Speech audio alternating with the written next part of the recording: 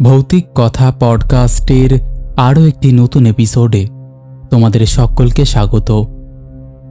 আমরা বহুদিন ধরে শুনে আসছি যে মানুষ মানুষের উপর ব্ল্যাক ম্যাজিক করে, মানুষের খারাপ করার চেষ্টা করে। সত্যি এই জিনিসটা যে বেড়েছে, আজকের এই ঘটনা শুনলে তোমরা তার আরও বেশি প্রমাণ পাবে। আজকের এই ঘটনায় আমাদের সঙ্গে ছিল তনিমা। তনিমা তার বান্ধবীর জীবনের একটা ঘটনা তোমাদের সাথে শেয়ার করবে, যে ঘটনাটা শুনলে তোমাদের মনে হবে মানুষ কি পারে না। সত্যি ঘটনাটা শুনে খুব খারাপ লাগছিল, যেটার সাফার দিদিটা এখনও করে চলেছে। যাই হোক, আর বেশি কথা বাড়াবো না, তোমরা সিট বেল্ট বেঁধে নিয়ে বসে থাকো, কানে অবশ্যই হেডফোনটা গুঁজে নিয়েছো। চলো এবার আমরা শুরু করে দিই আজকের podcast. Hello Tanima. Hello Amit da, কেমন আছো? এই তো চলছে, তোমার? আমিও মোটামুটি ভালো আছি। ওকে, যেটা আমাদের মধ্যে আলোচনা হলো আজকের ঘটনা নিয়ে, সেটা হচ্ছে তোমার বান্ধবীর ওপর তার বাড়ির লোকজনই ব্ল্যাক ম্যাজিক করেছিল, তাই তো? হ্যাঁ, বাড়ির বলবো না, তার হবু শ্বশুর বাড়ির লোকের কথা। ওই তো, হ্যাঁ, বিয়ের পর তো তারই বাড়ি হয়ে যায়। যাই হোক, হ্যাঁ ওকে, ঠিক আছে, তাহলে তুমি শুরু করো একদম প্রথম থেকে। তো প্রথম থেকে হচ্ছে, আমার বান্ধবীর নাম আমি এখানে বলছি শুভাঙ্গী, মানে আমি আসল নামটা এখানে মানে বলছি না। আমি মেয়েটার 2021 সাল থেকে সম্পর্ক হয়েছিল একটা ছেলের সাথে, ঠিক আছে? তো ছেলেটার বাড়ি থেকেও জানানো হয় ওই দুটোর সম্পর্কের ব্যাপারে। ছেলেটার বাড়িতে জানায়, মেয়েটাও মেয়েটার বাড়িতে জানায়। মেয়েটার বাড়িতে কোনো প্রবলেম ছিল না ছেলেটাকে নিয়ে। ছেলেটার বাড়িতে আমি ছেলেটার বাড়ির ব্যাপারটা একটু বলে নিতে চাই। ছেলেটার মা খুবই অসুস্থ, মানে পুরো বেড রিডেন বলতে পারো, ঠিক আছে, অনেক দিন ধরে। আর ছেলেটার বাবাই ছেলেটাকে ছোটবেলা থেকে মানুষ করেছে, মানে এরকম একটা ব্যাপার, ঠিক আছে? আর ছেলেটার দাদা রয়েছে, তো ছেলেটার দাদা ওখানেই থাকে, বেগুনসাটি থাকে। ঘটনাটা হচ্ছে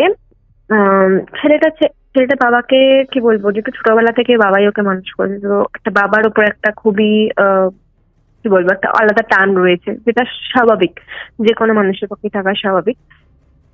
এবার ছেলেটা বাবাকে জানায় যে আমার এরকম একটা মেয়ের সাথে সম্পর্ক হয়েছে। তো ছেলেটা বাবা প্রথমে রাজি হয়ে যায়, কোনো অসুবিধা নেই, ঠিক আছে, কোনো রকম আপত্তি করে না, কিচ্ছু করে না। তো এবার ছেলেটা মেয়েটাকে বলে, তুমি আমার বাড়ির লোকের সাথে আস্তে আস্তে কথাবার্তা বলো, যাতে ধীরে ধীরে সুস্থ একটা কথাবার্তা বললে কি হয় যে দুটো বাড়ির মধ্যে, মানে অ্যাটলিস্ট মেয়েটাকে ওর বাড়ির লোকরা চিনবে, ছেলেটা ওর বাড়ির লোকের সাথে কথা বলবে। তো বিয়ের আগে একটু চেনাজানা হওয়া খুব দরকার ফ্যামিলির সাথে। বলে যে তুমি আমার বাড়ির লোকের সাথে কথা বলো, আমিও কথা বলছি, যাতে এরপরে যখন আমাদের বিয়ে হওয়ার কথা উঠবে তখন যাতে সবকিছু স্মুথলি হয়, এরকম ব্যাপার।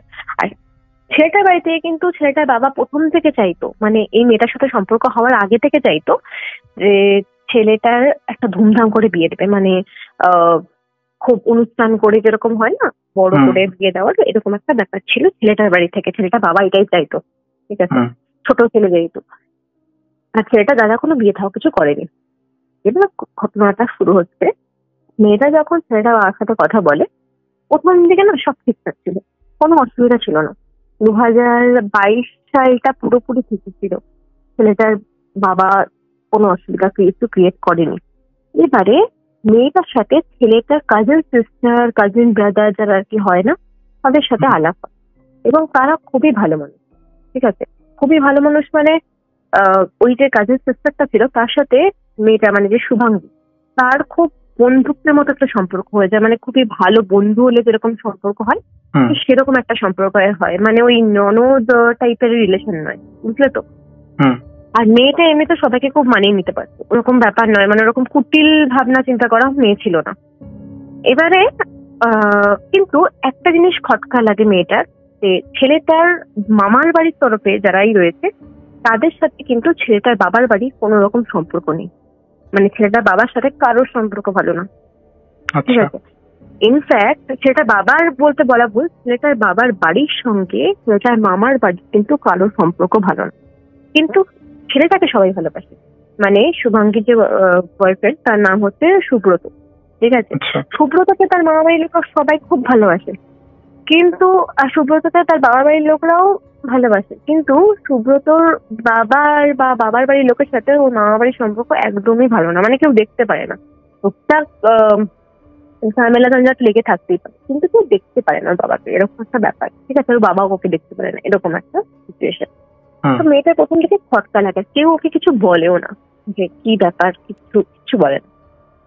এবার ঘটনাটা শুরু হয় 2023 সাল থেকে। 2023-এ ওই যে শুভাঙ্গীর যে হবু ননদ আর কি, তার মেয়েটার নাম আমি এখন আপাতত বলে দিলাম তিতলি। ঠিক আছে, তিতলির বিয়ে ঠিক হয়। তিতলির বিয়ে ঠিক হয় সুব্রতর দুঃসম্পর্কের এক রিলেটিভের সাথে। মানে সম্পর্কে কিরকম হয়, সুব্রতর মানে সুব্রতর যে বাবা, তার দুঃসম্পর্কের কাকার ছেলের সাথে তিতলির বিয়ে ঠিক হয়। ঠিক আছে, দুঃসম্পর্কের, অনেক দুঃসম্পর্কের, মানে রিলেটিভস এর মধ্যে, বাট অনেক দুঃসম্পর্কের। আচ্ছা। এবার ছেলেটার বয়সও বেশি নয়, ছেলেটার বয়সও তিতলির থেকে 2-3 বছরেরই বড়। ঠিক আছে, তো বাড়ি থেকে দেখাশোনা করে বিয়ে হয়। কিন্তু ওদের মধ্যে একটা অদ্ভুত ব্যাপার হয়ে গেছে যে শুভাঙ্গী জানতে পারে যে সুব্রতর মার উপর নাকি খুব অত্যাচার হয়েছিল যখন পরে সুব্রতর মার যখন বিয়ে হয়, তারপরে নাকি সুব্রতর বাবার বাড়ির তরফ থেকে ওর মার উপর বিভৎস অত্যাচার হয়েছিল। মানে মেন্টালি ট্রমা যেরকম বলে না, সেরকম। পর্ন রিলেটেড আপনি বুঝতেই পারছেন, পর্ন রিলেটেড বুঝতেই পারছো, তো পর্ন রিলেটেড জিনিস নিয়ে খুব সমস্যা হয়েছিল। ওরা সেই সোনা ওজন করে, মানে ওদের বাড়িতে পর্নের ব্যাপারটা খুব বেশি চলে। ঠিক আছে, এটা ডাউরি, হ্যাঁ। তো ওই জন্য সুব্রতর মার ওপর কিন্তু অত্যাচার হয়েছিল সুব্রত বাবার বাড়িতে। ওই জন্য মামা বাড়ির লোকরা কেউ সুব্রত বাবা বাড়ির লোককে পছন্দ করে না। আর সুব্রত নিজেই পণ এইসব জিনিসপত্র থেকে একদম পছন্দ করে না, মানে এগুলো থেকে দূরে থাকে, মানে কি বলবো, এগুলো একদম পছন্দ করে না। ঠিক আছে, কিন্তু সুব্রতর বাবার বাড়ির লোকরা কিন্তু অন্যরকম। এবারে ঘটনাটা হয়, যেহেতু সুব্রতর বাবারই দুঃসম্পর্কের রিলেটিভের সাথে তিতলির বিয়ে হয়, ওরা না এখনকার দিনের মানুষ তো ডিরেক্টলি পণ চাইতে পারে না, মানে ভদ্রবাড়ি খোলসে থাকা মানুষ যেটা বলা যায়, ওরা ডিরেক্টলি পণ চাইতে পারে না। কারণ তিতলির ফ্যামিলিও খুব কি বলবো, এরা ওইসব পণ পছন্দ করে না, যেহেতু তাদেরই একজন মাসির সাথে এরকম ঘটনা হয়েছে, তাই জন্য তারা একদম পণ পছন্দ করে না। ওদের একটাই কথা ছিল যে যাই হয়ে যাক, মেয়ের বিয়ের পরে শ্বশুর শাশুড়ি হয়ে থাকবে না। তার কারণ হচ্ছে ওদের ফ্যামিলিটাকে এরা জানতো, এরা কিরকম ধরনের ফ্যামিলি, তিতলি বাড়ির লোকরা জানতো। ঠিক আছে, এবারে ওদের একটা বক্তব্য ছিল যে ছেলেটা ভালো, ছেলেটা থাকুক, বাবা মার দায়িত্ব পালন করুক, কিন্তু মেয়েকে ওই ফ্যামিলিতে দিলে আমার মেয়েরও যদি ওই মানে সুব্রতর মায়ের মতো ঘটনা হয়ে যায়, ওই ভয় ওরা প্রথম থেকেই বলছে যে না, আমাদের মেয়ের বিয়ে হলে কিন্তু তিতলি আর ওই যে আমি ছেলেটার নাম ধরে নিলাম শুভ, যার সাথে তিতলি বিয়ে ঠিক হয়েছে, শুভ আলাদা থাকবে, তার বাবা মা কিন্তু সেখানে থাকলে হবে না। ওরা অ্যারেঞ্জ ম্যারেজ করেছে, কিন্তু ওরা কিন্তু লাভ ম্যারেজ করেনি। ঠিক আছে, এবার সেক্ষেত্রে তিতলির বাবা মা বলছে, শুভর বাবা মাও রাজি হয়ে গেল যে না ঠিক আছে, আমরা ফ্ল্যাট কিনেছি, ওদের বাড়িটা হচ্ছে অনেকটা হাওড়া সাইডে। ঠিক আছে, যে আমরা ফ্ল্যাট কিনেছি, আমরা আলাদা থাকবো, আর আমাদের পাশের গলিতে ওরা থাকবে, মানে বেসিক্যালি তিতলি আর শুভ থাকবে। কিন্তু এদের অ্যাকচুয়াল বাড়ি কিন্তু বীরভূমে। ঠিক আছে, ওরা কিছুদিন হলো জাস্ট ফ্ল্যাটে শিফট হয়েছে হাওড়াতে। এবার এদের বাড়ি আর সুব্রতদের বাড়ি কাছাকাছি, মানে বীরভূমে তো দুজনের বাড়ি, তো দুজনের বাড়ি কিন্তু কাছাকাছি। তিতলি শ্বশুর বাড়ি আর শুভাঙ্গী শ্বশুর বাড়ি কিন্তু কাছাকাছি। ঠিক আছে, এবার ঘটনাটা হচ্ছে এদের যখন মানে মেয়েটার বিয়ে হয়ে যায়, তিতলির বিয়ে হয়ে যায় এই ছেলেটার সাথে, 2023 সালে বিয়ে হয়। আমার মজবুত মনে হয় জানুয়ারি কি ফেব্রুয়ারি মাসের দিকে বিয়ে হয়। ঠিক আছে, বিয়ের পর শুরু হয়, বিয়ের 1 মাস ছেলেটা আর মেয়েটা একসাথে থাকতো, ওই ফ্ল্যাটে আলাদা থাকতো ফ্ল্যাটে। 1 মাস পরে শ্বশুর চলে আসে, মানে শ্বশুর ওদের সাথে শিফট করে দেয়। এটা তো কোনো সমস্যা নেই। মেয়েটা প্রথম দিকে না কিছু মনে করেনি, না ঠিক আছে শিফট হয়েছে, কি অসুবিধা আছে, থাকবো, যতই মা বাবা বলুক। মেয়েটা অতটা কমপ্লিকেটেড নয়, তিতলি ব্যাপারগুলোকে খুব ভালোভাবে মানিয়ে নিচ্ছিল প্রথম দিকে। কিন্তু তিতলির কিছু কিছু ব্যাপার খুব অড লাগে। ওদের 3 কামরার ফ্ল্যাট, তো একটা রুমে মানে তোমার তিতলি আর তিতলির হাজবেন্ড থাকে, আর একটা রুমে ওর শ্বশুর শাশুড়ি থাকতো, আর একটা রুম কোনো গেস্ট এসেলে সে রুমে আর কি থাকা হতো, এরকম আর কি ব্যাপার। তিতলির শ্বশুর তিতলির আলমারি খুলে খুলে ডিফাইন্ড কাইন্ড অফ জিনিস হতো। একটা মেয়ের আলমারি অনেকটাই পার্সোনাল থাকে, যেখানে তার শ্বশুরের হাত দেওয়ার কোন রকম ইয়ে নেই, মেয়েটাকে না জানিয়ে ইনফ্যাক্ট। কিন্তু ওর শ্বশুর কিন্তু ওর জিনিসপত্র ঘাটতো, আর মেয়েটা সেখানে খুবই আপত্তি ছিল যে আমার কি প্রাইভেসি বলে কিছু নেই, আমার শ্বশুর আমার আলমারি খুলে যাচ্ছে। তাই মেয়েটার পার্স চেক করতো, মানে কতটা বাড়াবাড়ি লেভেলে, বুঝতে পারছো? তখন মেয়েটা ওর হাজবেন্ডকে এই ঘটনাগুলো বলে। এবার ওর হাজবেন্ড কিন্তু খুব সাপোর্ট করতো, মেয়েটাকে খুব সাপোর্ট করতো, ঠিক আছে? মানে মেয়েটার ভুল হলে ওকে আলাদা বলছে আলাদা, কিন্তু ওর বাবা মা যখন এরকম গন্ডগোল গুলো করছে ও কিন্তু বাবা মাকে খুব প্রতিবাদ করতো।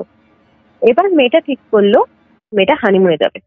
তো ঠিক করা হলো যে মেয়েটা আর ওই হানিমুনে জেনারেলি মানে ম্যারিড কাপলরাই যায়, দুজনেই একাই যায়। এবার ওরা হানিমুনের টিকিট কাটলো, ওরা সিকিমের দিকে টিকিট কেটেছিল। যেদিন টিকিট কেটেছে ওর ছেলেটার বাবা মা, ঠিক আছে, মানে শুভর বাবা মা, ওদেরকে না জানিয়ে সেদিনকাই টিকিট কেটেছে সিকিম যাবার।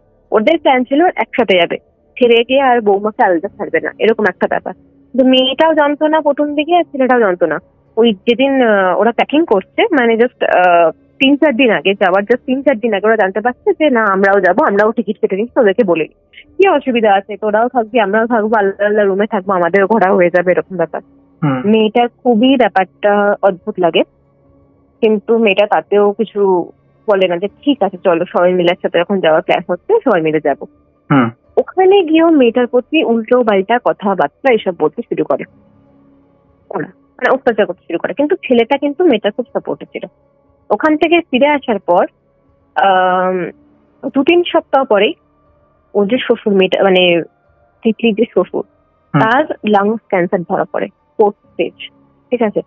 তিতলির শ্বশুরের কিন্তু বয়স হয়ে গেছে, মোর দেন 75 ইয়ার্স এজ, ঠিক আছে?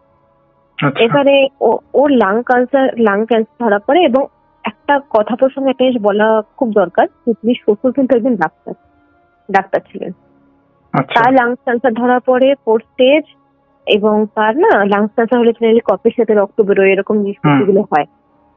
ডক্টর বলে দেয়, মানে অনেক টাটা মেডিকেল থেকে শুরু করে অনেক ডাক্তারখানারা দেখিয়েছে, ওখানে বলা হয়েছে মেরে গেছে 6 মাস, মানে এর বেশি সাস্টেন করানো সম্ভব না। একে তো এজ বেশি হয়ে গেছে, আর ক্যান্সারের 4th স্টেজ মানে বুঝতেই পারছো কতটা ক্রিটিক্যাল। তো ওরা সেই হিসাবে চলে আসে। এবারে এই 2-3 মাসের মধ্যেই মেয়েটা প্রেগনেন্ট হয়, ঠিক আছে, মানে তিতলি প্রেগনেন্ট হয়ে যায়। তো ঘটনাটা সেখান থেকেই শুরু হয়। ব্যাপারটা কি হলো আমি বলছি। মেয়েটা প্রেগনেন্ট হওয়ার পর জেনারেলি শ্বশুরবাড়ি খুব হ্যাপি হওয়ার কথা যে না তার বৌমা প্রেগনেন্ট হয়েছে, বাচ্চা হবে। কিন্তু ঘটনাটা পুরো উল্টো করতে, তার শ্বশুর শাশুড়ি প্রচন্ড রেগে যায় মেয়েটা প্রেগনেন্ট হয়েছে বলে, তাকে উল্টা পাল্টা কথাবার্তা শোনাতে শুরু করে। এবার মেয়েটাও তখন আর সহ্য করতে পারে না, মেয়েটাও উল্টা পাল্টা বলে।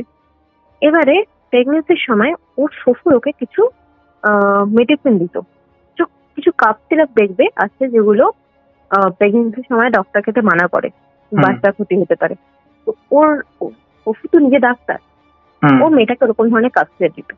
তার মেয়েটা বায়োলজি স্টুডেন্ট, ও না সন্দেহ হওয়াতে ও কিছু ইন্টারনেট ঘেটে ফেটে দেখেছে এইসব কাপ সিরাপ গুলো খাওয়া উচিত না। ও করতো কি, ওষুধগুলো খেতো না, ওষুধগুলো একটু করে ফেলে দিত, যাতে বোঝা যায় যে ওষুধের যে মানে যে শিশিটা সেটাতে ওষুধ কম হচ্ছে, যাতে বোঝা যায় এটা। তো মেয়েটা যখন 2-3 মাসের প্রেগনেন্টের অবস্থা, তখন শ্বশুর দেখতে পাচ্ছে কিন্তু মেয়েটা ওষুধটা খাচ্ছে। শ্বশুর কিন্তু খুব হ্যাপি, না মা তুমি এই ওষুধগুলো খাও, এগুলো খেলে ভালো হবে, এই খাও, মানে কাছে নেই মেয়েটা, তাও মেয়েটাকে কাপ খেতে হবে, বুঝতে ঠেলা। এবারে সেই অবস্থাতে তার শ্বশুর তার বলছে, বাবা প্রথম বাচ্চা কিন্তু অনেক সময় নষ্ট হয়ে যায়, তুই ভাবিস না, পরের বার তোরা আবার একটা ইস্যু নিতে পারবি, কোনো অসুবিধা নেই, এরকম তুমি ভাবো। মেয়েটা তো ওষুধটা খাচ্ছেই না, কিন্তু সেটা কাউকে বলেনি, ঠিক আছে? কিন্তু তার শ্বশুর এখনো বাচ্চাটাই হবে 2-3 মাস, সে কি করে বলতে পারে যে প্রথম বাচ্চা অনেক সময় নষ্ট হয়ে যায়, এইসব কথাবার্তা এতগুলো বলার কথাই না। মেয়েটার কথাগুলো শোনে, মেয়েটা অদ্ভুত লাগে। এবারে ঘটনাটা হয় কি, 2-3 মাস পরে ভদ্রলোকে হঠাৎ করে শরীর খারাপ হয়, ঠিক আছে? আর একটা কথা প্রসঙ্গে বলা দরকার, মেয়েটা খুবই পূজা পাঠ করতো, মানে তিতলি ছোটবেলা থেকে খুবই পূজা পাঠ, মানে ঘরের মধ্যে তোমার বজরং বলি, তারপর নরসিংহ, তারপর আরো যে সমস্ত ঠাকুর রয়েছে না, মা কালী, দুর্গা, সমস্ত ঠাকুর নিয়ে ঘরের মধ্যে আসন পেতে পূজা করে, মানে খুবই পূজা পাঠ করা নেই। এবার শ্বশুর বাড়িতেও ওগুলো নিয়ে গেছে, শ্বশুর বাড়িতে ওই সমস্ত পূজা করতো। ও শাশুড়ি হঠাৎ করে বলে, তুমি যাই পূজা করতে পারো ঘরের মধ্যে, আমার কোনো সমস্যা নেই, শুধু বজরং বলি পূজা না করলেই হলো। ঠিক আছে, এই ঘটনাটা কিন্তু ও যখন ওই ভদ্রলোকের লাং ক্যান্সার ধরা পড়ে তার 1 মাস পরে শাশুড়ি বলতে শুরু করে। আর শাশুড়ি কিন্তু কোনো পূজা পাঠ করতো না। তো শাশুড়ি বৌমাকে বলে, তুমি সব পূজা করতে পারো, কিন্তু বজরংবলী পূজা না করলেই হলো। এবারে মেয়েটা দেখতে হঠাৎ করে শাশুড়ি পূজা পাঠ খুব বেড়ে গেল, কি পুজো করছে কেউ জানে না, কিন্তু সারাক্ষণ ঘরে ধূপগুনো দিয়ে কিছু না কিছু করছে। ঠিক আছে, মেয়েটা খুব অদ্ভুত লাগে, কিন্তু মেয়েটা বুঝতে পারে না যে কেন শাশুড়ি এরকম বলে। তো ওর বর বলে যে মা তো তোমাকে অন্য পুজো করতে মানা করেনি, তুমি তাহলে সব পুজো করো, শুধু বজরংবলী পুজোটাই করো না, কি অসুবিধা আছে? তো মেয়েটাও না অ্যাডজাস্টমেন্ট বলে, তখন সবে প্রেগনেন্ট হয়েছে, মেয়েটা করে কি বজরংবলী পুজো বন্ধ করে দেয়, ওটা ছাড়া বাদ বাকি সব মোটামুটি পুজো করতে থাকে। এরপরে ওর যে শ্বশুর আছে, শ্বশুরের হঠাৎ করে শরীর খারাপ হয়, তখন ওকে অ্যাডমিট করা হয় হসপিটালে। ডক্টর বলে দেয় যে এনার তো শরীর খুবই খারাপ, কতক্ষণ মানে সাস্টেন করতে বোঝা যাচ্ছে না। এই সময় ওরা করতো কি, ছেলেটার বাড়িটা মানে শুভদের যে বাড়িটা, ওদের ছিল হচ্ছে একটা অ্যাপার্টমেন্ট, মানে সোসাইটির মধ্যে অ্যাপার্টমেন্ট হয় না, একটা সোসাইটি ধরো 3-4 বিল্ডিং রয়েছে, ওরকম অ্যাপার্টমেন্ট ওরা থাকতো, কমপ্লেক্সে থাকতো। যেদিন শ্বশুরের ওরকম শরীর খারাপ, সেই দিনই ওদের সোসাইটি থেকে একটা মেয়ে ছাদ থেকে পড়ে আত্মহত্যা করে। ঠিক আছে, আর ওর শ্বশুর তার পরের দিন দিব্যি সুস্থ হয়ে ঘরে ফিরে আসছে। এরকম ঘটনাটা একবার না, 2022 থেকে, মানে শ্বশুরের ধরা পড়ে, মেয়েটার বিয়ে কবে যেন বললাম আমি, 2023-এ বললাম তো বিয়ে। তো এই 2023 থেকে 2024-এ এতদিন অব্দি যখনই ও শ্বশুর অলমোস্ট 9-10 বার হসপিটালাইজড হয়েছে শরীর খারাপের জন্য, 9-10 বারই ওদের কমপ্লেক্সে কারো না কারো মৃত্যু হয়েছে, অপঘাতে মৃত্যু। আইদার কেউ গলায় দড়ি দিচ্ছে, 19-20 বছর একটা মেয়ে গলায় দড়ি দিয়েছে, ওদের বাড়িতে কেউ এসি ঠিক করতে এসছে, তো পড়ে গিয়েছে, 4 তলা থেকে পড়ে মারা গেছে পা হড়কে, মানে কোনো রিজন নেই, মানে কোনো বয়স্ক লোক না, কোনো না কোনো প্রাণ কিন্তু যাচ্ছে, কিন্তু ভদ্রলোক কিন্তু সুস্থ হয়ে বাড়ি ফিরছে। বুঝতে পারছো, এরকম একটা ঘটনা ঘটছে, এবং সেটা মেয়েটা যে শুধু লক্ষ্য করেছে তা না, পুরো সোসাইটি, পুরো কমপ্লেক্স বলছে যে এই 1.5 বছরের মধ্যে এতজন 10 জন বা 9-10 জন লোক যখন অপঘাতের মধ্যে আমাদের কমপ্লেক্স থেকে, আমরা মানুষের সত্যনারায়ণে পুজো করিনি কমপ্লেক্সে। আর সবাই ব্যাপারটা কিন্তু লক্ষ্য রাখছে, কিছু একটা গন্ডগোল হচ্ছে, ওদেরও মনে হচ্ছে, মানে হঠাৎ করে সবাই এরকম অপঘাতে মৃত্যু কেন হচ্ছে। এবার মেয়েটার লাইফে কি ঘটনাটা ঘটতে শুরু করে, এটা হচ্ছে যে ছেলেটা যখন অফিস থেকে ফিরছে, মানে শুভ যখন অফিস থেকে ফিরছে, ওর শাশুড়ি মানে তিতলির শাশুড়ি শুভকে না কিছু ধূপ ধুনো কি সব দিয়ে, ও শুভর যে আলমারি, মানে ছেলেটা একটা আলাদা আলমারি, মেয়েটা একটা আলাদা আলমারি, আলমারির মধ্যে কিছু মানে ধূপ রেখে দিচ্ছে, মানে খুব অদ্ভুত। ইনফ্যাক্ট মেয়েটা যে ঠাকুরের আসনে পুজো করতো, সেই ঠাকুরের আসনে কাউকে আজ অব্দি শুনেছে নোংরা জামা কাপড় বা সমোসা খেয়ে তার যে প্যাকেটটা হয়, নোংরা প্যাকেট, সেটা ঠাকুরের আসনে রাখছে, মানে ঠাকুরের আসনে সব নোংরা জিনিসপত্র রাখছে। ঠিক আছে, মেয়েটা এতে সন্দেহ হয় যে কি এমন হচ্ছে যে বারবার করে এইসব হচ্ছে। আর ভদ্রলোকের মানে তিতলি শাশুড়ি রাত্রেবেলায় সব পুজো করছে, মানে মাঝরাতে ধরো 1-2-র সময় পুজো করছে, মানে নর্মাল সময় পুজো করছে। তখন তিতলি সন্দেহ হচ্ছিল যে কি এমন হচ্ছে, যার জন্য আমার এরকম প্রবলেম হচ্ছে। আর ধীরে ধীরে তিতলির সাথে তিতলির হাজবেন্ডের না দূরত্ব বাড়তে থাকে, মানে আগে যে নাকি বউয়ের কিছু একটা হলেই বউকে খুব সাপোর্ট করা, বউয়ের প্রতি মানে কেয়ারিং ব্যাপারটা কমতে থাকে। ধীরে ধীরে ধীরে ধীরে না ও মা বাবার ওপর, মানে কি বলবো, মা বাবাকে দেখা সেটা কোনো খারাপ কিছু নয়, কিন্তু ও না বউয়ের ওপর কোন রকম দায়িত্ব পালন করা, এরকম ব্যাপারগুলো কমতে থাকে ধীরে ধীরে ওই ছেলেটার মধ্যে। ঠিক আছে, আর ওর মা ডেলি এরকম রাত্রিবেলা পুজো করছে। তো একদিন ছেলেটা এসে, আমি ডিরেক্টলি নাম বলছি না, মেয়েটাকে বলে যে তুমি একটা লোকের নাম বলে, লোকটার নাম আমি এখানে বলবো না, লোকটা খুব পপুলার লোক। মেয়েটা তখন জানতো না, আমিও জানতাম না, আমি জানতে পেরেছি বলছে সেই লোকটার অ্যাকাউন্টে তুমি 15,000 টাকা পাঠিয়ে দাও, এরকম বলছে। এই ঘটনাটা হচ্ছে 2024 জানুয়ারি মাসে, ঠিক আছে। আর মেয়েটার ডেলিভারি টাইম হচ্ছে 2024 ফেব্রুয়ারিতে, মানে মেয়েটার ডেলিভারি টাইম, ঠিক আছে। এবারে ওকে জানুয়ারি মাস থেকে বলছে তুমি এই নাম্বারটা দিচ্ছি, এই নাম্বারে তুমি 15,000 টাকা পাঠিয়ে দাও, আমি তোমাকে তোমার অ্যাকাউন্টে দিয়ে দেবো। তো মেয়েটা সে ভদ্রলোকের অ্যাকাউন্টে 15,000 টাকা করে পাঠাচ্ছে। শুধু এটা 1 মাস না, এই এখন এটা তোমার আগস্ট মাস চলছে, তো এখন লাস্ট মাস, মানে লাস্ট 30 সেপ্টেম্বর, সরি জুলাই অব্দি এই ঘটনাটা চলেছে। প্রতি মাসে মাসে লোকটাকে 20,000, কোনো মাসে 15, কোনো মাসে 30 এরকম করে করে পাঠাচ্ছে। সেটা পাঠাতে বলছে ওই লোকটাকে, ঠিক আছে। আর মেয়েটা পাঠিয়ে গেছে। এবার রিসেন্টলি এই আগস্ট মাসের ঘটনা আমি বলছি, মেয়েটা তো অতদিনে ডেলিভারি হয়ে গেছে, সবকিছু হয়ে গেছে।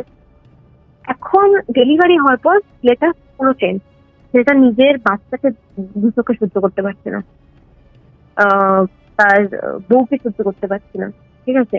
মেয়েটা তখন বাড়ি ছেড়ে চলে গেছে। ইনফ্যাক্ট মেয়েটার মাথার চুল ওর শাশুড়ি, মানে ও মেয়েটা নিজে মানে ইয়ে করেছে যে ওর শাশুড়ির কাছে মেয়েটার মাথার কিছু চুলও রয়েছে, মানে মেয়েটা ওই যে মাথা চুল আসতো না, চুল আসতে দেখবে কিছু চুল মাটিতে পড়ে থাকে, তো সেই চুলগুলো নিয়ে শাশুড়ি নিজের রুমে রেখে দিচ্ছে, এরকম ঘটনা, ঠিক আছে। তো মেয়েটা এটা দেখেছে একদিন। এবারে মেয়েটার বাড়িতে যিনি কাজ করেন, মানে যে নিয়ে আর কি মেইড আছে, হাউস মেড, সেই ভদ্র মহিলা মেয়েটার খাটের তলা থেকে কিছু পাখির পালক, কিছু পেরেক, এইসব জিনিসপত্র পাচ্ছে, ঠিক আছে। এটা থাকার কোনো রকম জায়গায় নেই, পাখির পালক মেয়েটার রুমে আসবো কোথার থেকে, ওরা কোনো পাখিটাকে কিছু পোষে না। ওসব দেখে ওই ভদ্রমহিলা ওই হাউস মেটটাকে উনিকে বলেছে যে আপনার ওপর না তালা জাদু করা হয়েছে, তুমি এক কাজ করো বৌদি, তুমি আমাকে কিছু টাকা দাও, আমি কালীঘাটে গিয়ে ব্যাপারটা দেখছি কি করা যায়। ওদের মেয়েটা অত কিছু জানতো না, মেয়েটা না তখন ওকে 200 টাকা মতন দিয়েছিল, বলেছে যে ঠিক আছে আমি দেখবো কালীঘাটে গিয়ে কি হয়। তখন এবার যে মেয়েটা প্রেগনেন্সি যে ডেলিভারি হয়ে গেল, তারপর থেকেই মেয়েটার উপর অকথ্য অত্যাচার শুরু হলো। মানে মেয়েটা রাত্রেবেলা ধরো ঘুমাচ্ছে, মানে মেয়েটা করলো কি, মেয়েটা হাজবেন্ডের সাথে মেয়েটার সম্পর্কই নিয়ে এরকম হয়ে গেল। মেয়েটা তখন নিজের বাপের বাড়িতে চলে আসে, ওর বাবার বাড়ি যথেষ্ট স্টেবল, ঠিক আছে। ওর বাবার বাড়িতে চলে আসে মেয়েটা। বাপের বাড়িতে আসার পর মেয়েটার উপর আরো প্রবলেম হচ্ছে। রাতের বেলা মেয়েটা ঘুমাচ্ছে, মেয়েটার মনে হচ্ছে মেয়েটার উপর কিছু মানে বাজে কিছু হচ্ছে, মানে তুমি বুঝতেই পারছো বাজে কিছু, মানে কি বলতে চাইছি। ঘুম থেকে উঠে মেয়েটার সেই শরীর চলছে না, মানে একে তো প্রেগনেন্সি থেকে সবে উঠেছে, 2-3 সপ্তাহ হলো, তারপর থেকে মেয়েটার উপর হচ্ছে, মেয়েটার প্রাইভেট পার্টসে উল্টো পাল্টা দাগ, পুরো লাল লাল দগদগে দাগ হচ্ছে। মেয়েটা মানে প্রায় মরমরা অবস্থা হয়ে গেছে 2-3 মাসে, মানে মেয়েটা প্রায় একদম, যে মেয়েটার মোটামুটি ভালো স্বাস্থ্য ছিল সেই মেয়েটা না কাঠি হয়ে গেছিল, ঠিক আছে। ও লস মানে কি, মেয়েটা নিচে একটা প্রফেসর ছিল, ওর চাকরি বাকরি সব চলে যায়, ওর মানে চাকরি করার ইচ্ছাই চলে যায়, টাকা পয়সা আসা পুরো বন্ধ হয়ে যায়, মেয়েটা না পুরো অন্যরকমই হয়ে যায়। মেয়েটার মাঝখানে সুইসাইডিয়াল থট আসতে থাকে। এবার একদিন জুন মাসের ঘটনা, মেয়েটা তখন করে কি, ওই যে হাউসমেটটা আছে ওনাকে উনিকে বলে যে তুমি কি গেছিলে কালীঘাটে, তখন সে হাউসমেটটা বলছে ঠিক আছে আমি এবার যাচ্ছি, গিয়ে আমি দেখছি কি করা যায়। তো কালীঘাট গিয়ে তারা জানতে পারে যে এই মেয়েটার উপর মশান বলে কিছু একটা হয়, তাকে চালানো করা হয়েছে। ওটা আমার মনে হয় কোন একটা মশান তো ওরকম কিছু একটা মেয়েটার উপর চালনা করা হয়েছে, এবং মেয়েটার উপর কোনো পিশাচ চালনা করা হয়েছে, আচ্ছা, ঠিক আছে। এবারে কোন পিশাচ কি সেটা যখন জানতে গেছে, তখন ওই মানে কেউ না কেউ, মানে মেয়েটা শ্বশুর বাড়ি থেকে কেউ না কেউ কালী জাদু করে মেয়েটার উপর এসব করে, এবং ওরা এটা ঠিক করেছিল যে মেয়েটার যাতে 2024 এই জুলাই মানে আগস্ট মাসের মধ্যে মেয়েটার কাছে মৃত্যু হয়, এরকম ওরা কালী জাদু করে করেছে। সেটা কিভাবে সেটা কিন্তু ওরা কালীঘাট থেকে জানতে পারেনি, কালীঘাট থেকে এটুকুই জানতে পেরেছে যে কেউ ওর ওপর কালী জাদু কিছু করেছে, মশান চালিয়েছে কিছু একটা। এবার মেয়েটা ওর একটা স্টুডেন্ট ছিল, মানে মেয়েটা তো প্রফেসর ছিল, মেয়েটা অনেক স্টুডেন্ট প্রাইভেটও পড়াতো, ওর একটা স্টুডেন্ট ছিল যার বাড়ি ছিল ওই বীরভূমেরই একটা এলাকা, মানে বীরভূমেই ওর মেয়েটার যে শ্বশুর বাড়ি, অ্যাকচুয়ালি শ্বশুর বাড়ি বললাম না বীরভূমে, তার ধারে কাছে। তো সেই ছেলেটাকে বলে যে দেখ বাবা আমার সাথে এরকম হয়েছে, সবাই কিন্তু মেয়েটাকে খুব ভালোবাসে, যে দেখ বাবা আমার সাথে এরকম হয়েছে, তুই কি তুই দেখতে পারবি রে, যে ও খোঁজ নিয়ে জানতে পারতো যে কি ব্যাপার কি বৃত্তান্ত।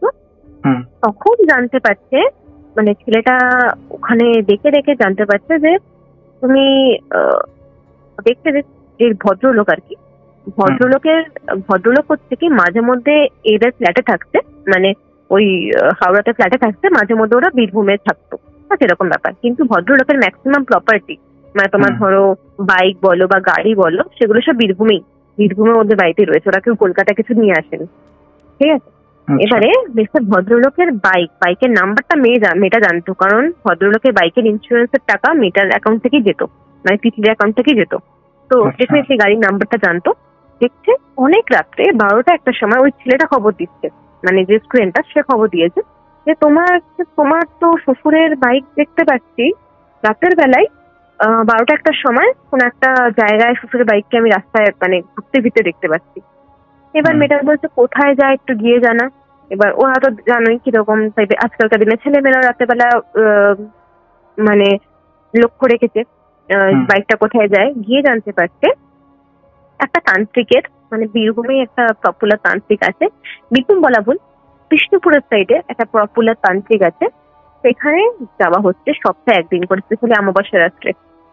আচ্ছা, ঠিক আছে, ওর বাইকটা। এবারে এই তান্ত্রিকের নাম খুঁজে ওরা জানতে পারে একটা লোকে বললাম না মেয়েটার অ্যাকাউন্ট থেকে ওর বড় বলতো প্রতি মাসে 15,000 টাকা 20,000 টাকা কি 20,000 টাকা পাঠাও, এটা হচ্ছে সেই লোকটা কিছুই না, সেটা একটা তান্ত্রিক, সেটা খুব বাজে কালো জাদু তান্ত্রিক। এবার তখন ঘরে কি ছেলেটার যে বাবা, ছেলেটা তো বাচ্চা ছেলে, ছেলেটা বাবাকে সব জানায়। ছেলেটার বাবা ওই তান্ত্রিকের কাছে যায়, গিয়ে ওর শ্বশুরের নাম নিয়ে বলে আমি তো এর বন্ধু হয়, তো এ তো আপনার থেকে কোনো কাজকর্ম করিয়েছে। তখন ওই তান্ত্রিক ভেবেছে সত্যি হয়তো এটা শ্বশুরের বন্ধু।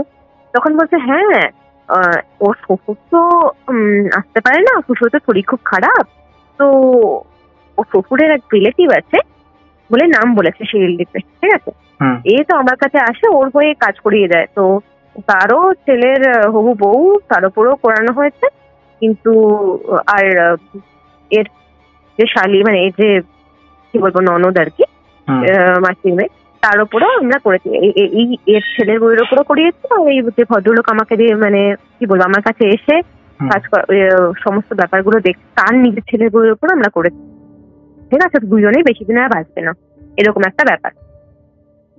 তখন বলছে এই মেয়েটাকে তো আমরা 2024 জুলাই মাসের মধ্যেই মেরে দেবো, তিতলির কথা বলছে, আর শুভাঙ্গীর কথা বলছে 2024 ডিসেম্বর, বললে একে একটু টাইম লাগবে, 2024 ডিসেম্বরের মধ্যে এও শেষ হয়ে যাবে, এরকম ব্যাপার। তাই বরপর তো কিছু থাকবে না, ওসব ছেড়ে দাও। এইসব যখন জানতে পেরেছে ছেলেটা গিয়ে ওই তিতলিকে সব বলে দিয়েছে, দেখো এরকম এরকম ব্যাপার। আর যে লোকটা ওর বাবার হয়ে মানে তিতলি শ্বশুরও হয়ে যায়, সেটা আর কেউ না, সেটা হচ্ছে শুভাঙ্গীর হবু শ্বশুর, মানে সুব্রতর বাবা। ওকে, বুঝলে, এখান থেকে হচ্ছে ঘটনাটা। এবার শুভাঙ্গীর সাথে কি হয়েছে ওটা তো কোনো বলিনি, ওটা পরে আসছে। এরপরে শুভাঙ্গী তো এসব কিছু জানতো না, শুভাঙ্গী রিসেন্টলি জেনেছে, 1 সপ্তাহ আগে হলো জেনেছে। এই মেয়েটার ওপর কি হচ্ছে হঠাৎ করে একদিন প্রচন্ড শরীর খারাপ, মানে সে হাত পা বেঁকে যাচ্ছে, মানে বডি বেঁকে যাচ্ছে, খেতেও খুব রোগা হয়ে গেছে, কিছু খাওয়া দাওয়া বন্ধ করে দিয়েছে, বডি বেঁকে যাচ্ছে, খুব শরীর খারাপ। তখন যে ওই মেয়েটা বললাম না যে মেয়েটা এসে কালীঘাটে গিয়ে জানতে পেরেছে ওর ব্যাপার, সেই মেয়েটাকেও বলে এরকম ঘটনা। ডাক্তার দেখিয়েছে, ডাক্তার বুঝতে পারছে না কি হচ্ছে, পুরো হাত পা বেঁকে যাচ্ছে, মানে যেরকম মৃগী, মানে কি বলবো, আর শরীর পুরো থরথর করে কাঁপছে, মৃগী ডুগিতে যেরকম সব থরথর করে কাঁপে ওরকম। তখন ওই লোকটাই মানে ওই হাউসমেটটাই কালীঘাটে গিয়ে ওকে একটা মাদুলি দিয়েছিল, এই মাদুলিটা এই মেয়েটার হাতে পরিয়ে দেয় যে না আপাতত ঠিক হওয়ার জন্য। তারপর মেয়েটার শরীর অদ্ভুত ভাবে 4-5 দিনের মধ্যে কিন্তু ঠিকঠাক হয়ে যায়, মানে আমি বলছি না যে মোটা হয়ে যাওয়া, বাট ওই যে ঘটনাটা ছিল হাত পা বেঁকে যাচ্ছিল বা ওই প্রবলেমটা থেকে কিন্তু মেয়েটা একটু মানে ঠিক হয়, ঠিক আছে, স্টেবল হয়। কিন্তু তারপরও মেয়েটার ফিনান্সিয়াল কোনো উন্নতি হয় না, ও বরের সাথে এখন তো প্রায় সম্পর্কই নেই, এইসব ঘটনাগুলোও চলছে। মেয়েটার মাঝখানে মধ্যে সুইসাইড করার যে ভাবনা চিন্তা এগুলোও আসছে। এবার শুভাঙ্গীর ঘটনাটা হচ্ছে কি, শুভাঙ্গী কি করে জানতে পারলো, আর তারপরে শুভাঙ্গীর এই রিসেন্টলি এই ধরো ফেব্রুয়ারি মার্চ থেকে শুভাঙ্গীও একটা প্রাইভেট ফার্মে চাকরি করে, তো ওর ওর হঠাৎ করে না চাকরি লাইফে খুব অবনতি দেখা দেয়। ওর ফিনান্সিয়াল কন্ডিশন হঠাৎ করে খারাপ হতে শুরু করে, কিন্তু ওর ছেলেটার সাথে কিন্তু কোনো রকম সম্পর্কে কোনো প্রবলেম হয়নি, কিন্তু ফিনান্সিয়াল অবস্থা খারাপ হতে শুরু করে। আর যে বাড়িতে 20 বছর ধরে রয়েছে এই বাড়িতে হঠাৎ হঠাৎ করে কিছু ছায়া দেখতে শুরু করে। মানে রাত্রেবেলা হলেই ওর মনে হচ্ছে কোনো একটা শান্তি বেরিয়ে গেল। ও কখনো মনে হচ্ছে বাড়িতে একা থাকলেও মনে হচ্ছে যে কেউ হয়তো আরো কারোর এক্সিস্টেন্স রয়েছে। আর মেয়েটা এমনি তো সাহসী, ও বাড়িতে প্রচুর একা একা থাকে। তো হঠাৎ করে এরকম মনে হচ্ছে বলে ওর মনে হচ্ছিল যে কিছু না কিছু গন্ডগোল তো আছে। ধরো বাথরুমে একবার কি হয়েছে, মেয়েটা বাথরুমে গেছে শাওয়ার খুলে চান করতে, ঠিক আছে? ওর মনে হচ্ছে কিছু একটা, ধরো কারোর নিঃশ্বাস যদি তোমার পিছনে পড়ে তুমি এটা ফিল করতে পারবে, একদম তোমার যদি নিঃশ্বাস পিছনে পড়ে তো মেয়েটা ওরকম ফিল করতে পারছে, কিন্তু মেয়েটার ওপর না সেরকম কিছু হতে পারেনি, তখন অব্দি কিছু হয়নি। মেয়েটা সন্দেহ হওয়াতে মেয়েটা একজন মানে তান্ত্রিক বলবো না, একজন খুব বড় অ্যাস্ট্রোলজার যে নাকি একটু তন্ত্র সাধনা করে অল্প স্বল্প, তার কাছে যায়। সেই লোকটা খুব ভালো, মেয়েটা চেনা জানা ছিল। সেই লোকটা মেয়েটাকে বলে আপ যাও मैं थोड़ा देखती हूँ कि क्या हुआ है। तो देखे जानते पारे जो आपका ऊपर बहुत सारा नेगेटिव एनर्जी है, अभी तक वो लोग कुछ कर नहीं पाए, लेकिन और कुछ दिन जाएगा ना तो कर लेगा। कोई ब्लैक मैजिक कर रहा है आपका ही फैमिली। মেয়েটা প্রথম কথা অত মানে বুঝতে পারিনি যে ওর ফ্যামিলি কে ব্ল্যাক ম্যাজিক করবে। ওর স্বপ্নেও ভাবিনি যে এটা ওই ছেলেটা বাবার বাড়ির তরফ থেকে কিছু করবে, এটাও ভাবতে পারিনি। ও ভাবছে যে ও নিজের ফ্যামিলির উপরে কে কি করবে সেটা নিয়ে বেশি কনসার্ন ছিল, ঠিক আছে? এবারে ওরা ওই ভদ্রলোক বলে একটা কুম্ভ পুজো করতে হবে, ঠিক আছে? কুম্ভ পুজো করার পর মেয়েটাকে ডাকে, মেয়েটাকে ডেকে মেয়েটার উপরে একটা কুম্ভ পুজো কিছু করানো হয়, করিয়ে মেয়েটাকে একটা তাবিজ বলবো না, একটা কিছু এলিমেন্ট মানে কিছু একটা তাবিজ টাইপের, যেটা তোমার ধারণ করতে হবে না, কিন্তু সেই তাবিজটাকে রেখে তোমাকে 21 দিন পুজো করতে হবে। মানে ঠাকুরের সামনে, যে কোনো ঠাকুর নিতে পারো, সেই ঠাকুরের সামনে পান পাতার উপর সেই তাবিজটা রেখে তোমার হাজবেন্ডের নাম লিখতে হবে পান পাতার উপরে চন্দন দিয়ে, তার উপর ওই তাবিজটা রাখতে হবে, রেখে তোমাকে পুজো করতে হবে 21 দিন টানা। মানে টানা মাঝখানে তুমি গ্যাপ দিতে পারো, অসুবিধা নেই, গ্যাপ হলেও তোমার যেন 21 দিন কমপ্লিট হয়। মানে পুজোটা পুরো 21 দিন করতে হবে। করার পর তারপর তুমি ওটাকে যে কোনো নদীতে বা যে কোনো পুকুরে ওইটা ভাসিয়ে দাও, মানে যেটা আর কি দিয়েছে ওটাকে ভাসিয়ে দাও, কোনো অসুবিধা নেই, তাহলে আর কিছু হবে না। আর অদ্ভুত ভাবে মেয়েটা যখনই এই সবগুলো করা শুরু করে, মানে মেয়েটা যেদিন ফার্স্ট দিন পুজো করে নিজের ঘরে, ওর ঘরটা কি ছিল, ওর ঘরের সাথে অ্যাটাচ ওয়াশরুম ছিল, ঠিক আছে? ওয়াশরুমের মধ্যে জেনারেলি দেখবে ওয়াইপার গুলো রাখা থাকে না, যে বাথরুমের জল কাটানোর জন্য যে ওয়াইপার গুলো থাকে, যেগুলো জল পরিষ্কার করা হয়, তো বাথরুমের কোনো একটা ওয়াইপার রাখা ছিল, ঠিক আছে? আর মেয়েটার বাড়ির দরজাটা কিন্তু নর্মাল, মানে ভেতর থেকে কেউ চিৎকারি না আটকালে তোমার কিন্তু দরজা বন্ধ হওয়ার কোনো চান্স নেই, ঠিক আছে? তো মেয়েটা করেছে কি, নিজের দরজা বন্ধ করে পুজোটা করেছে। পুজোটা যেই প্রথম দিন ঘটনা বলছি, প্রথমও পুজো করে, পুজোর শেষে দেখছে হঠাৎ করে মানে একটা ধরাস করে একটা খুব জোরে আওয়াজ হয় বাথরুম থেকে। তো বাথরুম খুলে দেখছে ওর যে ওয়াইপারটা সেটা উল্টো হয়ে পড়েছে। মানে তোমার ধরো ওয়াইপার যদি তোমার নর্মাল পড়ে কি হবে, সামনের দিকে পড়বে, তাই না? ওয়াইপারটা উল্টো হয়ে পড়েছে। আর ও তখন ভাবে যে হঠাৎ করে, ও না খুব নেগেটিভ একটা ফিল হয়, ঠিক আছে? তারপরে ও উঠে ও দরজাটা খুলতে যায়, মানে ও যে রুমে দরজা খুলতে যায়। আমি বলেছিলাম দরজাটাতে যদি তোমার ছিটকানি না দাও তার দরজাটা বন্ধ কখনোই হবে না, সাজানো যাওয়া যেতে পারে কিন্তু বন্ধ হবে না, নর্মাল ডোর, ঠিক আছে? ও ছিটকানি খোলা সব খোলা, ও দরজা খুলতে পারছে না রুমের। মনে হচ্ছে কেউ যেন দরজাটার মানে, আর বাইরে দিয়ে কোনো লক নেই যে লক হয়ে যাবে, মনে হচ্ছে কেউ যেন দরজাটাকে লক করে দিয়েছে, ওর সে দরজা খুলতে পারছে না। 15 থেকে 20 মিনিট ও চেষ্টা করে ধাক্কিয়ে তারপর লাস্ট থেকে দরজাটা খুলে, আর যখন দরজাটা খুলেছে না ওর মনে হচ্ছে কোনোটা হাওয়া বেরিয়ে গেল, ঠিক আছে? তারপরে থেকে ওর আস্তে আস্তে আস্তে আস্তে কিন্তু সব ইমপ্রুভমেন্ট শুরু হয়, ফিনান্সিয়াল ইমপ্রুভমেন্ট বলো, সমস্ত কিছু ইমপ্রুভমেন্ট ধীরে শুরু হয়। আমি বলবো না যে কোনো খারাপ কিছু হয়েছে। এর ঘটনাটার পরে ওই মেয়েটার সাথে কথা হয়, মেয়েটার সাথে না এত কিছু কথা হতো না। এবারে ওটা দুজনের মধ্যে ডিসকাশন হতে হতে তখন জানতে পারে যে ছেলেটার বাড়ির লোক, আমি বলেছিলাম কি যে সুব্রতদের বাড়িতে পণ নিয়ে প্রবলেম আছে, যেহেতু সুব্রতর মাকে ওরা পণ নিয়ে খুব অত্যাচার করেছিল। এবার সুব্রতর বাবা সুব্রতকে বলে, আর মেয়েটা আর শুভাঙ্গীর বাড়িতে কিন্তু পণ একদমই নেওয়া বারণ, মানে ওরা একদম এইসব পছন্দ করে না, না শুভাঙ্গী না ওর বাবা। মানে যদি জানতে পারে কোনো বাড়ি থেকে পণের ব্যাপার আছে তো ওরা বিয়ে দেবে না আর কি, এরকম ব্যাপার। তো সুব্রতের ব্যাপারগুলো জানতো, সুব্রত নিজেও ওগুলোকে সাপোর্ট করতো না, ছেলেটা ভালো, কোনো সন্দেহ নেই। তখন সুব্রত ওর মানে বাড়ির লোকের মানে ওর বাবা সুব্রতকে বলে যে পণ নিয়ে কি কিছু বলে, যদি বিয়ে থাও দিতে হয়, কত টাকা কি নিবি ভেবেছিস, মানে এরকম কোনো কথাবার্তা আর কি হয় ওর বাবার সাথে। তো সুব্রত প্রচন্ড ঝামেলা করে বাড়িতে যে না এসব নেবে না সেবে না। তো সুব্রত বাবা বলে দেয় তাহলে তোরা নিজের মতন বিয়ে করে না, আমরা এর মধ্যে নেই, মানে আমরা বিয়েতে কিছু থাকবো না। তো কিন্তু সুব্রত এসব কথাগুলো শুভাঙ্গীকে বলে না, ও ভাবে যে ডিসরেসপেক্ট হয়ে যাবে ফ্যামিলির, ও তো মেয়েটাকে বিয়ে করবে তাতে কোনো সন্দেহ নেই, কিন্তু ওর বক্তব্য ছিল যদি হয়ে গেছে বিয়ে করবো। এবারে তাই জন্য শুভাঙ্গীর বাড়ি থেকেও এখন বলা হয়েছে যে কিছু না হলে অ্যাটলিস্ট রেজিস্ট্রিটা করে নিতে, তারপরে বিয়ে হওয়ার ব্যবস্থা। তো সেখানে সুব্রত কোনো প্রবলেম, ও বলেছে হ্যাঁ করে নেবো, রেজিস্ট্রির জন্য অ্যাপ্লাই করে দেবে ইয়ার এন্ডে, কিন্তু ওর বাড়ির লোকটা কেউ থাকবে না। এই ঘটনাগুলো শুভাঙ্গী জানতো না, এগুলো জানেছে তিতলির থেকে, যেহেতু ফ্যামিলির ব্যাপার। তো ফ্যামিলি বুঝতেই পারছো, অনেক কথা গার্লফ্রেন্ডকে না বলতে পারলেও নিজের বোনদের সাথে শেয়ার করাতে হয়, ফ্যামিলির ব্যাপার। তো সেখান থেকে তিতলির থেকেও জানতে পারে। এবার তখন ও তিতলিকে বলে এই ভদ্রলোকের ব্যাপারে, যে আমি এরকম জানি আমার একটা অনেক উপকার হয়েছে, আমার ওপরে এরকম এরকম হয়েছে। তখনও জানতে পারে এটা কেউ না, ওর হুবু শ্বশুর করেছে ওরকম। ও এতদিন ভাবছিল যে কাঁথা জাদু যদি ব্ল্যাক ম্যাজিক হয়েও থাকে তাহলে কে করবে ফ্যামিলির মধ্যে, এতটাও কারোর সাথে ওর বন্ডিং খারাপ না যে তার ক্ষতি করার জন্য কিরকম করবে। তখনও জানতে পারে তিতলির মুখ থেকে যে সমস্ত ঘটনা শ্বশুর করেছে, কিন্তু মেয়েটার উপর এখন আর কোনো এফেক্ট নেই, বিকজ হচ্ছে মেয়েটা অলরেডি ক্লিয়ার করে ব্যাপারটাকে কাটিয়ে দিয়েছে, ওর উপর আর কোনো এফেক্ট কেউ কিছু করতে পারবে না। কিন্তু তিতলির সাথে কিন্তু তখনও ঘটে যাচ্ছে, ঠিক আছে। তিতলি কিন্তু শুধু শরীরটাই একটু ঠিক হয়েছে, ওই আগে যেরকম মরো হয়ে গেছে ওখান থেকে ঠিক হয়েছে, কিন্তু আর ওর না ওর বরের সাথে সম্পর্ক ঠিক আছে, না ওর ফিনান্সিয়াল কন্ডিশন ঠিক আছে, কিচ্ছু নেই, ঠিক আছে। ওর পুরো ডিপ্রেসড হয়ে গেছে।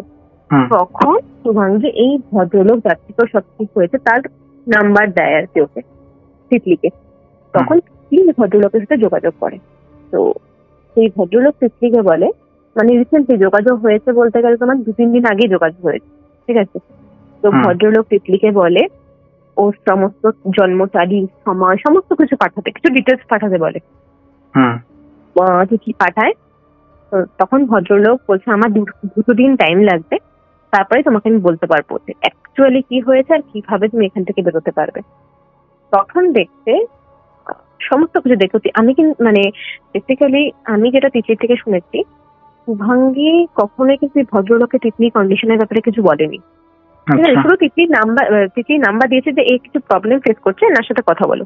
আর তিতলি এত ডিটেলসে কিছু বলেনি যে ওর স্বামী এইরকম এরকম ব্যাপার, অত কিছু বলেনি, কিন্তু স্বামীর সাথে সম্পর্ক অতটা ভালো নয়, আর ওর বিয়ের পর থেকে যারা ফেস করেছে সেগুলো বলেছে।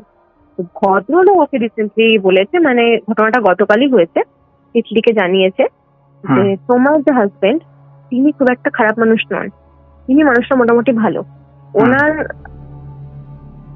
যে কি বলবো, ওই যে তান্ত্রিকটা বললাম, তান্ত্রিকটা ওর হাজবেন্ড মানে শুভর ওপর দিন চালিয়ে ওকে বশ করে নিয়েছে পুরো, আর এই মেয়েটার ওপর মশান করা হয়েছে আর একটা শিক্ষাতে তুলনা করা হয়েছে।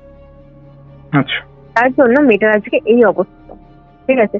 ওর কখনোই মানে এরকমই ব্যাপার হয়ে গেছে যে ওকে পুরো পথে বসে আসছে, যেহেতু ওকে মারতে পারিনি না, মাদুলিটার জন্য মারতে পারছে না, ওকে ওরা চাইছে পথে বসে যাচ্ছে, মানে রাস্তায় ভিক্ষা করার মতন অবস্থায় নিয়ে আসতে চাইছে। তো ভদ্রলোক ওকে বলে যে, যেটা আমি কালকে মানে কথা বলে জানতে পেরেছি শুভাঙ্গীর সাথে, ভদ্রলোক নাকি বলেছে তোমাকে কিছু জিনিস আমি পাঠিয়ে দেবো, মানে ভদ্রলোক একটু দূরে থাকেন, যে কিছু জিনিস আমি পাঠিয়ে দেবো অনলাইনে, তোমাকে কোনো একটা মন্দিরে গিয়ে পুজো করতে হবে, 41 দিন টানা পুজো করতে হবে, একদিনও গ্যাপ দেওয়া চলবে না, টানা 41 দিন পুজো করতে হবে, তবে গিয়ে তোমার এটা পরিহার হবে। ওকে কিছু জিনিসপত্র বলেছে। তো 41 না, সরি আই থিঙ্ক 48 দিন টানা পুজো করতে হবে। বলছে তাহলে ধীরে ধীরে ব্যাপারগুলো কাটবে, আর ওরা কালাজাদু ফালাজাদু কিচ্ছু করতে পারবে না। আর এই ভদ্রলোকের আর বেশি দিন নেই, মানে ওই যে তন্ত্র সাধক, ওর কাজ হচ্ছে না, ও এতটাই ডেঞ্জারাস তন্ত্র সাধক, আমি সত্যি জানি না এটা কতটা বিশ্বাসযোগ্য বা কতটা কিনা, কিন্তু আমি এটা শুনলাম যে তন্ত্র সাধক নাকি কোনো মানুষের থেকে আয়ু নিয়ে অন্য কারোর আয়ু দেয়, মানে এরকমও নাকি কাজ করে থাকে। তাই যখনই ভদ্রলোকের মরো অবস্থা ছিল, কেউ না কেউ মারা যাচ্ছে, মানে মারা কিন্তু কেউ না কেউ যাচ্ছে, এটা এটা আমারও ডাউট আছে, আমি শুনেছি অনেকবার। এরকম আমি শুনেছি, আমিও জানি না যেরকম করা হয় কি হয় না, বাট যা শুনেছি সেটা আমি বললাম আর কি, বুঝলে তো। তো এখনো মেয়েটার জিনিসপত্রগুলো মেয়েটা এখনো প্রবলেম ফেস করে চলছে, বাট এখনো পুজোটা শুরু করেনি। হোপফুলিও কাল পরশু থেকে পুজো শুরু করবে, তো আশা করা যায় ঠিক হয়ে যাবে। কিন্তু শুভাঙ্গীর কোনো প্রবলেম নেই, শুভাঙ্গী একদম পুরোপুরি ঠিক হয়ে গেছে, কিন্তু তিতলির এখনো প্রবলেমটা চলছে। এই ছিল তোমার প্রবলেম যেগুলো এখনো চলছে, তাই তো? সেগুলি এগুলো এখনো চলছে। তিতলি, শুভাঙ্গীর এখন কোনো প্রবলেম নেই, শুভাঙ্গী একদম পুরো ঠিক হয়ে গেছে, কিন্তু তিতলির লাইফে এখনো এসব চলছে। ওর হাজবেন্ড এমনই হয়ে গেছে যে আগে যে হাজবেন্ড কেউ স্ত্রীকে অপমান করলে তার মানে মানে এটা পছন্দ করতো না, এখন সে এনজয় করছে। যে কেউ মানে স্ত্রীকে অপমান করে না, ও হাসছে, ও লিটারালি এনজয় করছে ব্যাপারগুলো। মানে পুরো চেঞ্জ, মানে যে মানুষটা যেমন ছিল 1-2 মাসের মধ্যে সে মানুষটা পুরো চেঞ্জ হয়ে গেছে। ব্ল্যাক ম্যাজিকের জন্য তো হতে পারে। হ্যাঁ না, এই যে ব্ল্যাক ম্যাজিক গুলো করছে সেই কারণেই। হ্যাঁ হ্যাঁ, ওটা তো বলেই দিল, তাই কারণেই আর কি এরকম ভাবে হচ্ছে। সেটাই বলছি, উনি যে বললেন সেটাই তো হতে পারে, মানে এক্সাক্ট অবিশ্বাস করার তো কিছু নেই, কারণ একটা মানুষ তো চট করে চেঞ্জ হতে পারে না। হ্যাঁ, আর আমার মনে হয় শুভাঙ্গীর উপরে অতটা বেশি এফেক্ট এই কারণেই পড়েনি, কারণ শুভাঙ্গীকে কিন্তু কোনোদিনও সুব্রত বাবার চোখে দেখেনি। তো ব্ল্যাক ম্যাজিক করার জন্য আমার তো মনে হয় কিছু জিনিসপত্র লাগে না, মেয়ের ভুল হতে পারে, কি কিছু কিছু জিনিসপত্র অত লাগে, সেগুলো কখনোই শুভাঙ্গীর থেকে ওটা পায়নি, কারণ শুভাঙ্গীকে কখনো সামনাসামনি দেখেনি, সব ফোনে ফোনে কথা হয়। তো অতটাও এফেক্টিভলি করতে পারিনি, আর যতটা করার মতন তার আগে শুভাঙ্গী কিওর হয়ে গেছে পুরোপুরি, তাই জন্য শুভাঙ্গীর উপর অতটা এফেক্ট হয়নি, মানে জাস্ট স্টার্ট হচ্ছিল আর কি, ব্যাপারটা মিটে গেছে, বুঝলে তো। এটাই ছিল আজকের ঘটনা। আমি এটা জাস্ট শুনলাম, তাই ভাবলাম তোমার সাথে শেয়ার করি, আর সব তোদের সাথেও শেয়ার করি, হয়তো ওদের ভালো লাগবে, মানে তো বুঝবে ব্যাপারটা। আমি কতটা শুনেছিলাম পুরো ঘটনাটা আমার কাছে, আমি 2 দিন আগেই শুনেছি, আর গতকাল আমার সাথে কথা হচ্ছিল বেসিক্যালি শুভাঙ্গীর। এই হচ্ছে ব্যাপার। হ্যাঁ, মানে এগুলো ভালো লাগে ঠিক, বাট শুনতে খুব খারাপও লাগে যে একটা মানুষকে এভাবে, তাই না?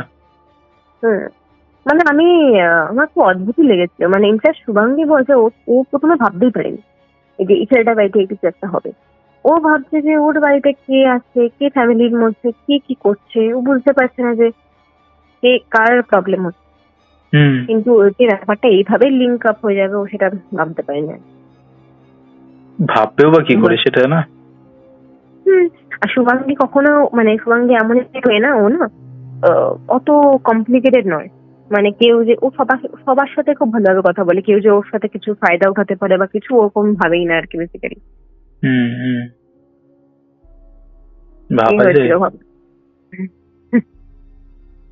এই আমি শুনলাম, বাট এটা অ্যাটলিস্ট পথ পাওয়া গেছে যাতে তিতলি বেরোতে পারে এসব জিনিস থেকে, কারণ এই ভদ্রলোক হ্যাঁ বলেছেন যে 48 দিন পুজো করতে হবে, তারপরেই এই ব্যাপারটা ঠিক হবে, হয়তো 2 মাসের মধ্যে ব্যাপারটা ঠিক হয়ে যেতে পারে। কারণ তিতলি কন্ডিশন এখন খুবই খারাপ, ওর মানে মানসিক ভাবে ভেঙে গেছে, অর্থনৈতিক ভাবে দুর্বল হয়ে পড়েছে, মানে ওর এখন এরকম হয়ে গেছে যে বিয়ের পরেও আমাকে আমার বাচ্চার দায়িত্ব আমার বাবা মা নেবে কেন, মানে আমি তো আমার হাজবেন্ডের থেকে এটুকুনি এক্সপেক্ট করতেই পারি।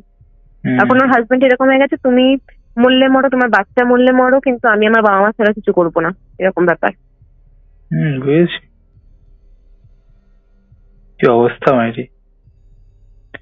খুব ইনফ্যাক্ট সুব্রত একদিন কথার কথা শুভাঙ্গীকে বলেছিল যে ছোটবেলায় আমার বাবা মা তো আমাকে, মানে সরি মার কথা বলেনি, বলছে আমার বাবা আমার বাড়ির লোকরা আমাকে এই খবর জানিয়ে তো সেই খবর জানিয়ে তো, বলতো হাতে পড়, আমার ভালো লাগতো না, আমি কোনোদিন ওই সমস্ত কিছু বই করিনি।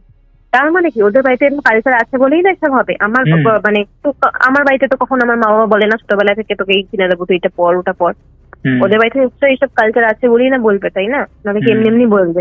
তখন শুভাঙ্গী ব্যাপারগুলোকে খুব ক্যাজুয়াল নিয়েছিল, কিন্তু এখনো বুঝতে পারে না, স্বাভাবিক না, প্রথমে ক্যাজুয়াল নেওয়াটাই তো স্বাভাবিক। হ্যাঁ, এখন বুঝতে পারে এই যে এইসব ঘটনা। আর যেহেতু সুব্রত ওর বাবা মা, মানে ওর ফ্যামিলির সাথে অনেকটা ডিটাচ, তাই জন্য অতটাও এফেক্ট করেনি, বুঝলে তো। কিন্তু মানে শুভর সাথে ব্যাপারটা পুরো আলাদা, ও যেহেতু একই সাথে বাবা মার সাথে থাকতো, তো ওর ব্যাপারটা আলাদা ছিল। কি অবাক করে বাবা, ভাবতেও হ্যাঁ, কষ্ট হয়। সত্যি এটা ভাবতেও খুব কষ্ট। যাই হোক, thank you, thank you. Thank you, তুমিও ভালো থেকো, সবাইকে একদম, সবাই ভালো থাকুক এটাই চাই। 100 বার, সবসময় এটাই তো আমাদের চাওয়া আর কি। এক্স্যাক্টলি। ঠিক আছে, তাহলে শেষ ঠিক করছি আছে। গো। হ্যাঁ গো, একদম ঠিক ওকে, আছে, বাই। হুম। তো এই ছিল আজকের পডকাস্ট। আশা করছি তোমাদের ভালো লেগেছে। কেমন লেগেছে তোমরা অবশ্যই সেটা কমেন্ট করে জানিয়ে দাও।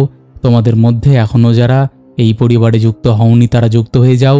তোমরাও যদি এমন ঘটনা পডকাস্টে শেয়ার করতে চাও তাহলে অবশ্যই আমাদের সাথে কন্ট্যাক্ট করতে পারো।